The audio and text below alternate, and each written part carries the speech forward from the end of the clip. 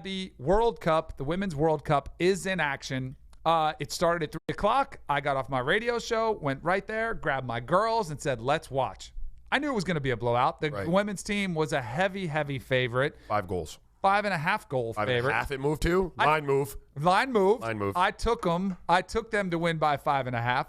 So as soon as it was 6-0, my girls were kind of bored a little bit in the first half anyway. But after it was done, I was like, all right, moved on.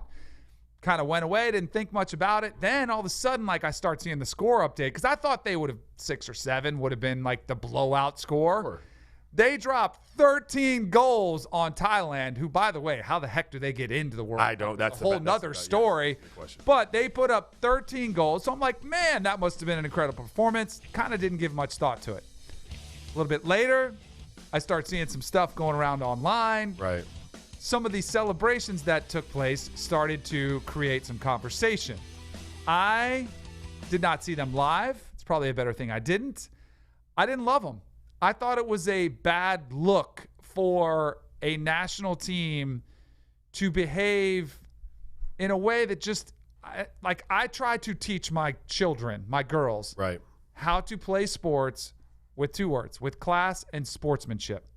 And I thought that was the last thing that was on their minds in that game. What did you have a problem with? The actual scoring of that many goals? No problem at all with the celebration. Score. Although I will say this, because this comes up in any situation. So Alex Morgan scored 5 goals. Right. Some of them were in the second half.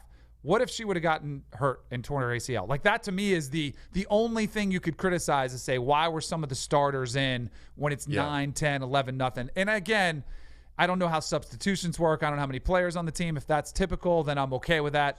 I get the score differential comes into play, so I don't have a problem with scoring 13. I didn't think, it's a ritual in soccer. It's part of the whole allure of the sport. Like, you celebrate when you score a goal. Like, because they don't score that many. Right, and it's a thing. Everyone's got their celebration that they do. So I don't really have a problem with the U.S. I watched the game, the whole game, all the way to the 13th goal. Yeah, and I didn't see any celebration that was outside of the scope of what you'd call normal. I didn't think they were overdoing it. My questions would be more to the like, do you want to keep risking, some of your stars' health? Are there other girls that you might want to get in the game? I don't know if they use all 3 of their subs or not, but are there other? Is that all they get is 3?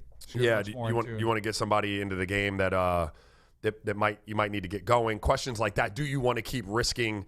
Those 50-50 balls, people going up in the air and further injury. Those were questions for me. But, the World Cup is played on point differential, like if there's ties and stuff like that. So scoring the goals, that stinks. But what are you supposed to do? You're supposed to just knock it around? Right. Like, I have, I don't know. We play in leagues sometimes, and you've been in these things with kids, and, like, no one wants to see a team get slaughtered. But if you're the team that's slaughtering someone, are you supposed to stop playing? Right. I don't subscribe to that. I don't. Especially not at that level. You could make the case for I'm not making the case anywhere. I'm not teaching my kids to stop playing. Right. But in, like, Little League baseball, even in high school we're supposed to strike out? No, but you have a 10-run rule. Like, so if the game can end. Right. But I'm not – if my kids have to continue to play, right, I'm not telling them to go out there and stop playing. You want them to still get better. They can still be honing their practice. I don't have any problem with the score. Bobby Bowden, we used to get criticized all the time at Florida State for scoring 70 or whatever the number was. And Bobby Bowden would be like, well, hey, I put in all this backups. Like, I'm going to let them get work. So I understand that perspective. A couple comments who I tended to agree with. So you had some Canada's just going all in on us, cheering KD when he goes down. Right. And then you had a couple Canadian soccer players. Canadian national team star Jill Matheson said, of course, in a World Cup, you're not going to hold back. And maybe they have an internal target that they want to meet or they're trying to break the record. But embarrassed is the word for Jill Ellis. I think the way she was leading her team in this one. Jill Ellis, the head coach for the women's national team. Another Canadian star, former Canadian star, Kaylin Kyle, was a little bit harsher, said, for me, it's disrespectful. It's disgraceful. Hats off to Thailand for holding their heads high. When was the last time Canada won a World Cup? They've been pretty good. When was the last time they won a Women's World Cup? I don't know if they have been in that position. But for me, it comes down to and here's why I would be curious to know if you're as a coach, because I really feel like if any team I had ever been on, And I think you have to take the score into consideration. Right. Again, if this is goal 5 or 6, I'm okay with it. I think 13-0 is the equivalent of 200-0 in football. Like, you never see this many goals scored. Like, there is zero chance. So what are you asking me, though? Yes, it was an egregious number. Like, yes, the number was huge. Some point, it was ugly. Act like you've been there before, which you have. Alex Morgan has scored before. Megan Rapinoe, who I thought was the most outlandish, like, over-the-top celebration because it was the 11th goal. Yeah, like, she went over, slid on the ground, and she's running all over the place. Like, there's a fine line for me, and I thought she crossed it. It was her first goal of the World Cup, though. This World Cup? Yeah, it was her first goal of this World Cup. Well, not ever. She's played in multiple World Cups. She's had a lot of success. Like the Olympics, though, bro. Like you're getting on the board in a World Cup. That's a big deal. I understand what you're saying to some degree. So while Alex Morgan has 5 goals, on her 5th one, I don't expect her to be out there doing cartwheels and stuff like that. But when you're breaking the ice for yourself in a World Cup, I don't care if it's the 12th goal or the 11th goal. Like, I think it's okay to do that. What about the girls who would have been, like, they weren't Megan Rapinoe, and maybe, let's say, she scored the 13th goal of that game, right? But she's a rookie to the World Cup stage, and that's her first international goal, let's say. Would you have a problem with her celebrating it? It depends. Like, I think it just can be over the top. Like, when you get to the sideline after the game, there's other opportunities. I do think you are embarrassing the opponent. And that's where I think on a stage where you are role models for a lot of kids that are out there, mine included. Yeah. Like, I wasn't watching the game, but if I was, I would have said to my daughters, this is like, don't do that in that situation. I would have been, because I watched Alex Morgan's first goal. I literally said to him, look how much fun she's having. Look how she's celebrating. This is awesome. This is why you play sports. At that point late in the game, I am telling you, if I was playing Little League Baseball and my coach, I can vividly recall him, and we were up 7 or 8-0, and I would have hit a home run that was inconsequential, that didn't matter, and I would have run around the bases and pumped my fists and been like, yeah, like my coach would have said, hey, the other team is out there. They're trying their hardest. They're not as good. Don't show them up. And that would have been the same message from Bobby Bowden, from Mike Shanahan, from Dan Reeves. If we were up, again, 13-0 is the equivalent to 200-0 in football. The only difference is you're playing. You're comparing the World Cup that happens once every what is it, a 4-year thing? 4 years, but still something that happens. Right, there's a Little League Baseball season every fall, spring, summer, and winter. So here's what's bumming me out is we have to go to Germany to look at an example as what we have to do or how we should act to be good sports. So in the 2014 World Cup, Germany was playing Brazil, powerhouse, one of the all-time best, soccer programs out there. They start winning. The first couple goals, they go nuts. They're out there celebrating, doing the airplanes, and all the stuff that they do in soccer, which I'm okay with. But when it started to get 5, 6, 7-1, you know what they did? Thank you. Good job. Hey, shake hands. We are the better team. Very subtle. The game is over. Let's just get the clock moving so we can really start our party after the game. We ain't Germans.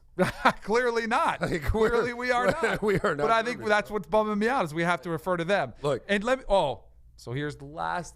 Let me just get this off my chest. Go ahead, get it off because you're like slamming. I am. I'm not in the mood for you to come in here and slam. And I got a new favorite. I have a new favorite player on that team. Which one? It's Rose. What's her last? Oh, yeah, who had her first goal in the second goal, which was awesome. She had a little, what do you call it? I was going to say a firecracker. There's a word. No, that's the equalizer. There's another word for like a really nice shot in soccer. I don't know all the soccer terminology. I don't know what you're talking about. It was awesome. No, it was really cool. She's tough. Yeah, she's fantastic. What's her last name?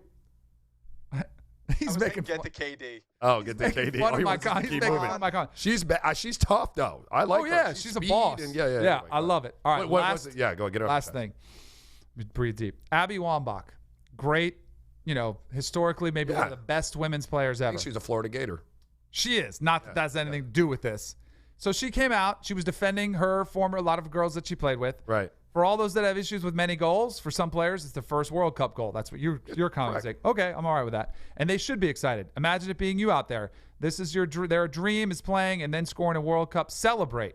Okay? She can make that case. I'm fine with that. But her last line, would you tell a men's team to not score or celebrate? That to me is... Yeah, don't do that.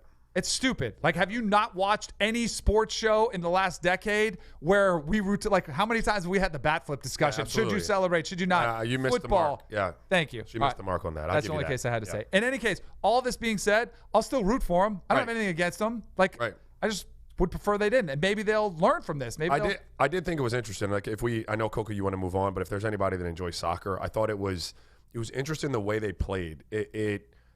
Soccer's usually played at less of a pace, like when the ball goes out of bounds. You've seen NBA teams, like our Phoenix Suns teams. We were told that when the ball went out of bounds to a referee, to get over there, flip it back to him real quick and try to get it in before the other team plays. Right. You don't see that all the time in soccer. Like, the pace with which they played. Those girls were playing, or those women were playing with, like, pace. Mm-hmm. They were getting that thing, getting it back in bounds. Even on their corners, which are usually like set strategic pieces where you're going to get everybody in the box and girl's going to make a run and then you're going to cross it across. They were putting that thing down in the corner and quick touching it in. They were just playing. I've never seen soccer played with that kind of, like, me neither, that pace. And it makes it exciting to watch. Yeah, it makes pretty cool. It more watchable. Cool. For anybody that's thinking it might get more competitive, I don't know if you saw this. So they whooped Thailand, right? Killed them. Who do you think is ranked higher in the world?